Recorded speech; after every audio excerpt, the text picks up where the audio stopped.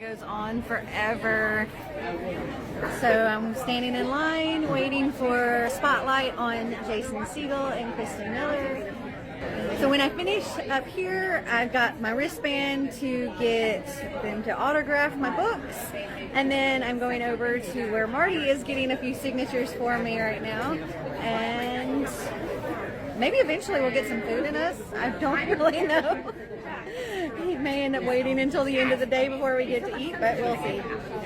So we're in here waiting for them to start. I think I've got a pretty decent seat. I'm happy with it. I'll turn around so you can see it. This is the view from my seat. Not bad at all. And this is not even zoomed in. How's everybody doing? Good? Good Yallfest so far? All right, well this is our spotlight event. We're pretty excited about it. We've got some great authors in the house. And my name is Brendan Reichs. I'm co-author of the Viral series and author of the book Nemesis and its forthcoming sequel Genesis. And that is the last I'm going to talk about myself today. But you can find me around for the rest of the day. There's a schedule, look it up. We are today here to talk about the new book Otherworld, written by the two people to my left, and I'm going to introduce them because I'm pretty sure you don't know anything about any of them. So she's the New York Times bestselling author of The Eternal Ones, How to Lead a Life of Crime, and the acclaimed Kiki Strike books, and I did leave the word acclaimed in there because I believe that to be true. She's a resident of New York City. Her favorite food is cauliflower, which is weird. And she claims to be obsessed with sewers and sanitation systems, which is even weirder. We actually talked about that in the last panel. Well, because it's a weird thing that you do. She's now written five novels with the co-author over here, this gentleman, which were 3 in the best-selling, actually I believe 4 in the best-selling Nightmare series. And the new young adult thriller Otherworld, which just released last week. Go pick it up. We have lots of them here. They're signed, so please pick it up. Ladies and gentlemen, please welcome Kirsten Miller.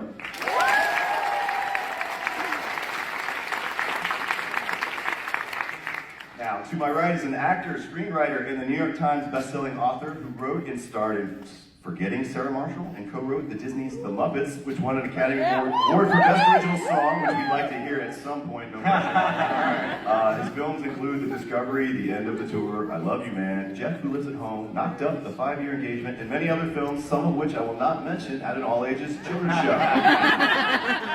On TV, he starred in How I Met Your Mother and Freaks and Geeks. Otherworld is their first young adult novel. Ladies and gentlemen, please welcome Jason Segel.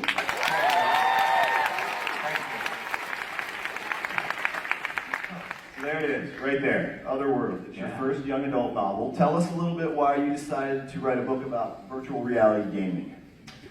Well, the idea started a few years ago. I was at the Sundance Film Festival and I got to try a demo of the Oculus Rift before consumer release. And they took me through all the different scenarios, and there's like a war scenario, and there's one where you're in space, and I thought, well, first thing I thought, I don't know how old, I can't see how old everybody is, but they've been sort of promising virtual reality since we were kids, you know, and you would go to like state fairs, and there'd be this clunky apparatus you would get in, and it never felt real. And I remember trying the Oculus Rift, thinking, oh, they've done it. They've finally done it, and it might not be this one, but it's a minute away, you know, it's coming. And I started experimenting with it a bit, and the one that really scared me was the Netflix app. And I'll tell you why. You'll understand in terms of the sci-fi of it all. If you are fighting aliens in space or frolicking with unicorns, you know that you're not in our reality. But the Netflix app... Don't burst any bubbles in the room, okay? Yeah. Unicorns are real. Yeah. The Netflix app is actually... is the one I think is dangerous. It is just the most beautiful living room you've ever seen.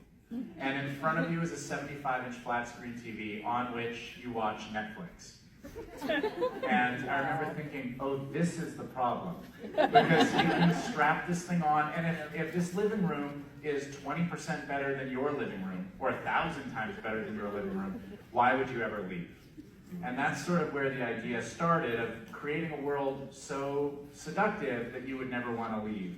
And then I think we're both really interested in the idea of a portal to another world. In our Nightmare series, we use like a magic portal into the Nightmare world.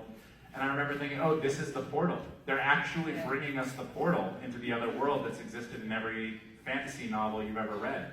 Yeah, it's the future is here. This is old, I think it's Steve Jobs, but you know, the quote was always, what is it? When technology becomes sufficiently advanced, it becomes indecipherable from magic.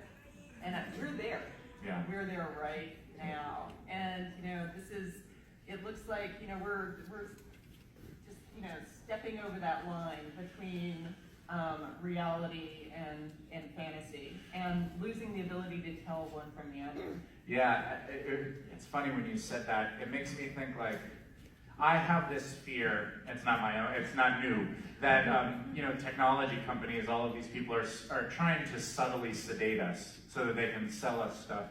I've been on a lot of TV, but I'll tell you, that's part of, you know, binge watching TV is not healthy. You're not supposed to watch 10 hours of television. But how ironic that the magic wand is the remote control.